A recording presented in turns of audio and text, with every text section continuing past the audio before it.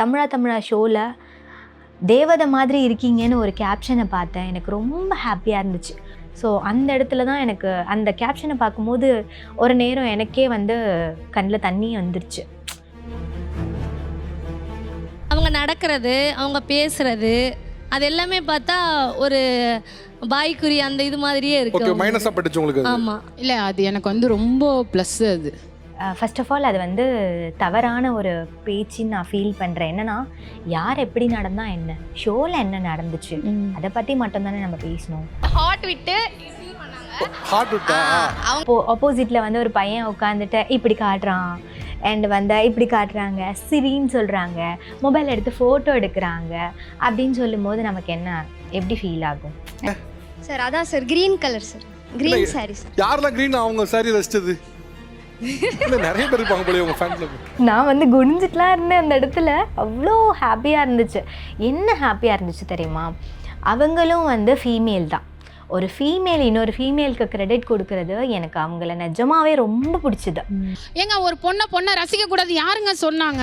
உங்களை பார்க்கும்போது அது அழகா இருக்கு, ஆனா அது எனக்குன்னு வரும்போது அது வேண்டாம்.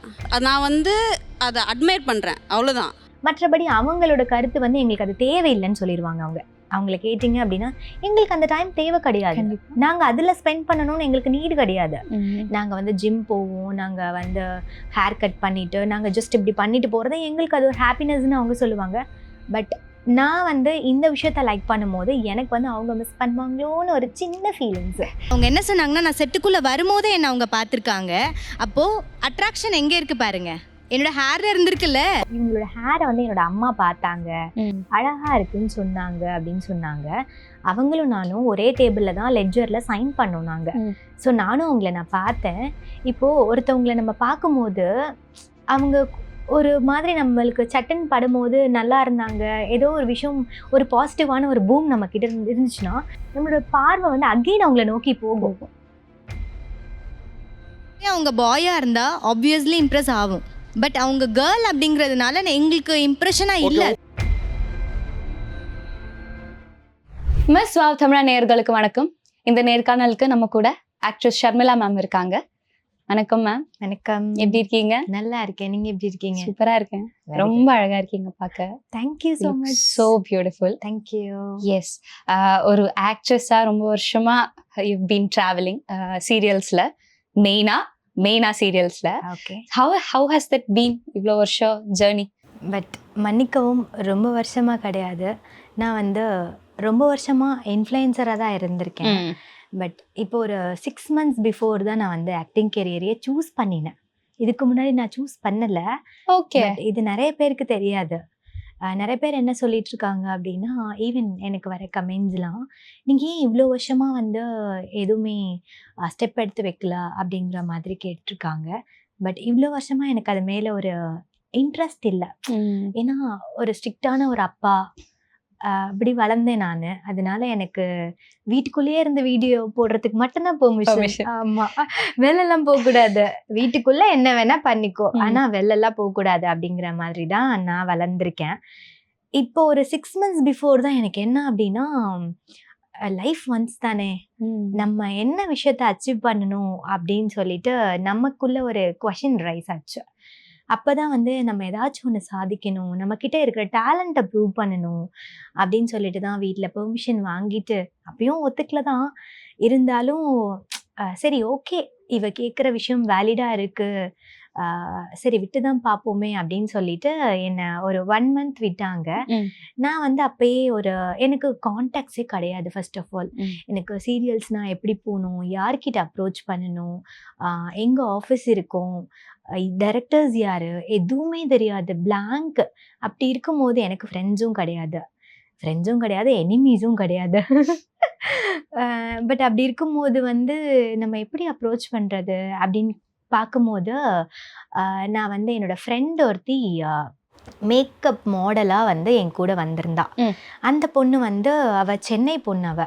அவள் வந்து எனக்கு கான்டாக்ட்ஸ் கொடுத்தா. என்னன்னா, ஷர்மி இந்த மாதிரி எனக்கு தெரிஞ்ச இடத்துல ஆக்டிங் கிளாஸ் சொல்லி கொடுக்குறாங்க, நீ அங்கே போய் அப்ரோச் பண்ணு அப்படின்னு சொன்னாங்க. ஸோ நான் அங்கே போய் கேட்டதுக்கு, ஆக்டிங் கிளாஸ் சார் என்னால் டெய்லிலாம் வர முடியாது, நான் ரொம்ப லாங்கில் இருக்கேன், அதனால நீங்கள் வந்து எனக்கு வீட்டுக்கு வந்து சொல்லித்தர முடியுமா அப்படின்னு கேட்டேன். ஓகேம்மா அப்படின்னு சொல்லிட்டாரு. எனக்கு ரொம்ப ஹாப்பி ஆயிடுச்சு. வீட்லயும் நான் கேட்டேன். சரி ஓகே, இவ ஏதோ சொல்றா அப்படின்ட்டு சாரும் வீட்டுக்கு வந்தாருங்க. மிஸ்டர் சார்லஸ் சார் தான் வந்து எனக்கு ஆக்டிங் கிளாஸ் சொல்லி கொடுத்தாரு. 25 டேஸ் சொல்லி கொடுத்தாரு. சூப்பரா சொல்லி கொடுத்தாரு.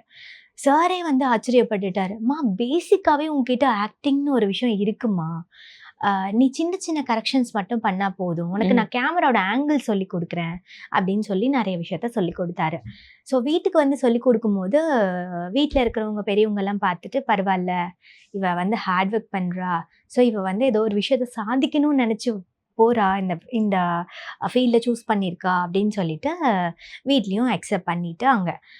தென் வந்து சார் சொல்லி கொடுத்தாரு, முடிஞ்சிருச்சு. சாருக்கும் பே ஆஃப் பண்ணியாச்சு. சார் என்ன பண்ணார், எனக்கு ஒரு 2-3 கான்டாக்ட்ஸ் கொடுத்தாரு. அப்போ தான் நான் வந்து ஃபஸ்ட்டு சன் டிவியில் மருமகள் சீரியலுக்குள்ளே போகிறீங்க. எஸ். ஸோ இது வந்து சார் கொடுத்த கான்டாக்ட். அங்கே வந்து எனக்கு அந்த டைரக்டர் சார் சதாசிவம் சார் இன்னொரு கான்டாக்ட் கொடுத்தாரு. ஸோ இந்த மாதிரி நான் சின்ன சின்ன கேரக்டர்ஸ் பண்ணி கிட்டத்தட்ட 11+ சீரியல்ஸ் பண்ணியிருக்கேன். அதுக்கப்புறமா நான் யோசித்தேன், நம்ம ஏன் கேரக்டர்ஸாக பண்ணிகிட்ருக்கோம், நம்ம ஆக்டிங் நமக்கு தெரியுது அப்படின்னு சொல்லிட்டு நான் ஹோல்டு பண்ணிட்டேன். ஸோ நம்ம வந்து மெயினாக ஒரு ஃபேமிலி அப்படின்னா அந்த ஃபேமிலியில் மெயினாக போயிடுவோம்.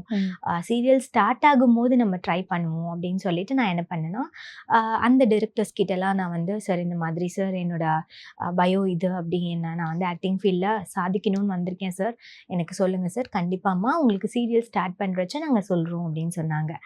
அப்படின்னு சொல்லிட்டு நானும் வெயிட் பண்ணிட்டு இருந்தேன். அந்த டைமில் வந்து எனக்கு இன்னொரு கேஸ்டிங் ஏஜென்ட் என்ன பண்ணாருன்னா, மூவி பண்ணுறீங்களாமான்னு கேட்டார். எனக்கு ரொம்ப ஹாப்பி ஆயிடுச்சு. சீரியலாக மூவியான்னு சூஸ் பண்ணும்போது ஆக்டிங்னா எல்லாமே நம்மளோட பேஷன் தான், விஷன் தான். ஸோ நம்ம சீரியல்னா என்ன, மூவின்னா என்ன, ரெண்டுமே நம்ம பண்ணுவோம். நம்மளோட டேலண்ட்டை ப்ரூவ் பண்ணுவோம். உன்னால் ஒன்றுமே பண்ண முடியாது, உன்னால் சாதிக்கவே முடியாது அப்படின்னு கொஷின் ரைஸ் பண்ணாங்க. அப்படி இருக்கும்போது நம்மளால ஏன் முடியாது, நம்மக்கிட்ட என்ன டேலண்ட் இருக்குது, அதை ப்ரூவ் பண்ணுவோம். நிறைய பேருக்கு வந்து இவ சும்மா ரீல்ஸ் போட்டுட்ருக்கா, அவன் தான் பேசுவாங்க. நிறைய பேர் ரெஸ்பெக்ட் கூட நமக்கு தர மாட்டாங்க. சரி பரவாயில்ல, அவங்க வளர்ந்த விதம் அந்த மாதிரி. நான் எங்கேயுமே அவங்க இவங்க வாங்க போங்க, அது என்னோட பழக்கம். நிறைய பேர் வந்து இவ ரீல்ஸ் போடுறவ தானே, அந்த ரீல்ஸ்க்கு கூட நம்ம அழகாக ட்ரெஸ் பண்ணணும், தலையை அழகாக சீவணும், மை போடணும். ஸோ இதெல்லாம் பண்ணால் மட்டும்தான் அந்த ரீல்ஸ் அழகாக பார்ப்பாங்க. இதுவே நான் ஒன்றுமே தலையெல்லாம் வராமல் நான் பாட்டு ஏதோ ஒன்று பண்ணிகிட்டு இருந்தேன்னா யாராச்சும் ரசிப்பாங்களா? இன்றைக்கி வந்து எனக்கு அந்த தமிழா ஷோவில் தேவதை மாதிரி இருக்கீங்கன்னு ஒரு கேப்ஷனை பார்த்தேன். எனக்கு ரொம்ப ஹாப்பியாக இருந்துச்சு. ஒரு சேனலில் ஒரு கேப்ஷன் அந்த மாதிரி போடுறாங்க அப்படின்னா நிஜமாவே அதை எனக்கு கடவுள் கொடுத்த கிஃப்டாக நான் ஃபீல் பண்ணுவேன். என்னை யாரும் அங்கே ப்ரைஸ் பண்ணல, கடவுள் ப்ரைஸ் பண்ணியிருக்காரு. ஸோ அந்த இடத்துல தான் எனக்கு அந்த கேப்ஷனை பார்க்கும்போது ஒரு நேரம் எனக்கே வந்து கண்ணில் தண்ணி வந்துருச்சு. ரியலாகவே அந்த அளவுக்கு ரொம்ப ஹாப்பியாக இருந்துச்சு.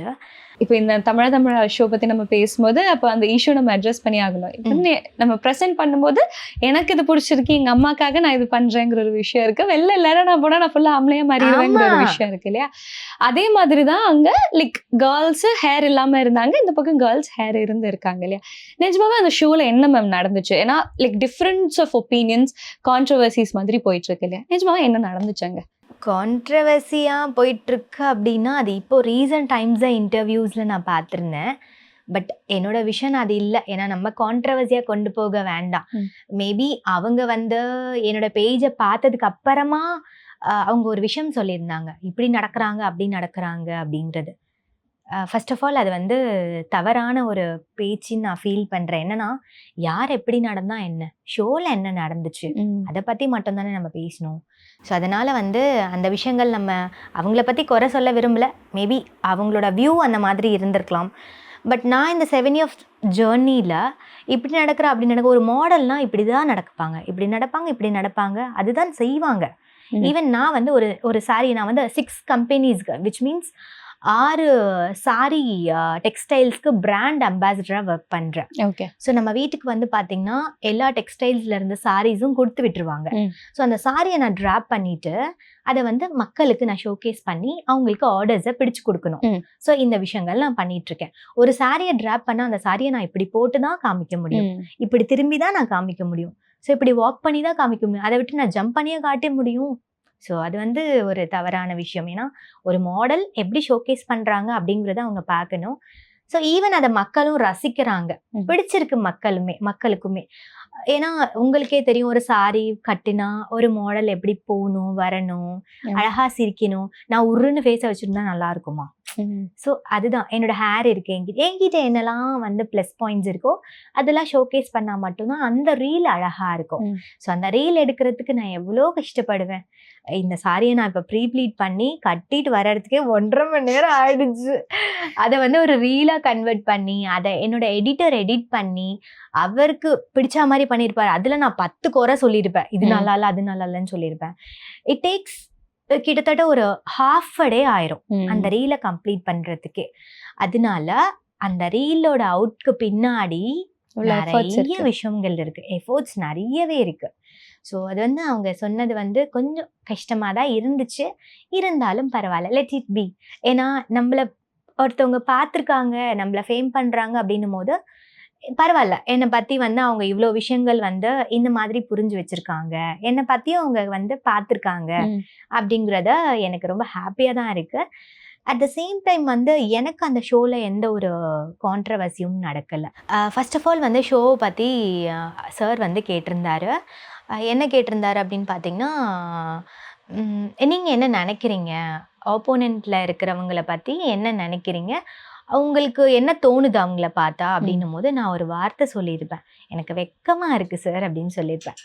அந்த வெக்கம் என்ன வெக்கம் அப்படின்னா, இப்போ ஒரு மேலே பார்த்த உடனே நம்மளுக்கு ஒரு வெக்கம் வரும் இல்லையா? இப்போ நம்மளோட ஸ்கூலிங்ஸ் ஆகட்டும், காலேஜில் ஆகட்டும், இப்போ ஆப்போசிட்டில் வந்து ஒரு பையன் உட்காந்துட்டு இப்படி காட்டுறான் அண்ட் வந்து இப்படி காட்டுறாங்க, சிரின்னு சொல்கிறாங்க, மொபைல் எடுத்து ஃபோட்டோ எடுக்கிறாங்க அப்படின்னு சொல்லும் போது நமக்கு என்ன எப்படி ஃபீல் ஆகும்? ஜாஸ்தி காம்ப்ளிமெண்ட்ஸ் உங்களுக்கு தான் வந்துச்சு. நான் வந்து குனிஞ்சிட்டுலாம் இருந்தேன் அந்த இடத்துல. அவ்வளோ ஹாப்பியாக இருந்துச்சு. என்ன ஹாப்பியாக இருந்துச்சு தெரியுமா? அவங்களும் வந்து ஃபீமேல் தான். ஒரு ஃபீமேல் இன்னொரு ஃபீமேலுக்கு கிரெடிட் கொடுக்கறது எனக்கு அவங்கள நிஜமாவே ரொம்ப பிடிச்சது. ஷோ எண்ட் ஆகும்போது நானே சொல்லியிருப்பேன், நிஜமாவே சார் ஒரு ஃபீமேலுக்கு இன்னொரு ஃபீமேல் எப்போவுமே கிரெடிட் கொடுக்கவே மாட்டாங்க. எங்கே கொடுப்பாங்க அப்படின்னா ரொம்ப க்ளோஸாக இருக்கும் போது தான் கொடுப்பாங்க. இப்போ திடீர்னு ஒருத்தவங்க வந்து நம்ம பார்த்து பழகுறோம் அப்படின்னா கண்டிப்பாக அவளை விட நான் தான் நல்லா இருக்கேன் அப்படிங்கிற மாதிரிலாம் இருக்கும் இல்லையா? பட் அந்த டைமில் ஆப்போசிட்டில் இருக்கிறவங்க எனக்கு கிரெடிட் கொடுத்தது ரொம்ப ஹாப்பியாக இருந்துச்சு, பெருமையாக ஃபீல் பண்ணேன். என்ன சொல்கிறது, அந்த நல்ல பழக்கத்தை நான் கற்றுக்கிட்டேன் அந்த இடத்துல அவங்க கிட்ட இருந்து. எந்த ஒரு போராமையும் இல்லாமல் அவங்க வந்து இப்படி இருக்காங்களே, நிஜமாவே நான் எப்போவுமே எப்படின்னா எல்லாரோடையும் பழகுவேன். ஸ்பாட்டில் போகிறோம் வரோம் இல்லையா, அந்த இடத்துல பாசிட்டிவான விஷயத்த கற்றுப்பேன். இப்போ நிறைய பேர் எப்படின்னா அவங்க வந்து ரொம்ப டீசெண்டாக நடந்துப்பாங்க. நான் வீட்டுக்குள்ளேயே இருந்து வளர்ந்த பொண்ணுன்றதுனால எனக்கு வந்து வெளி உலகம் பெருசாக தெரியாது. மற்றபடி எனக்கு ஹைஜீனாக இருக்கணும், ரொம்ப நீட்டாக டிசிப்ளினாக இருக்கணும், அதெல்லாம் நம்ம ஸ்கூல் லெவல்ல இருந்து கற்றுக்கிட்டோம். பட் ஒரு ஸ்பாட்டுக்கு போகிறோம் அப்படின்னா அந்த ஸ்பாட்டில் எப்படி நடந்துக்கணும், அந்த ஸ்பாட்டில் நம்மளோட ஹையர் கிட்ட எப்படி பேசணும், எப்படி ரெஸ்பெக்ட் பண்ணணும், ரொம்ப ஓப்பன் அப்பாக பேசணுமா இல்லை சட்டிலாக பேசணுமா, ரியாக்ஷன் கொடுக்கணுமா, ரொம்ப சிரிக்கணுமா அப்படிங்கிறத நிறைய பேர்கிட்ட நம்மளை விட சீனியர்ஸ் கிட்டேருந்து கற்றுக்கிட்டது உண்டு.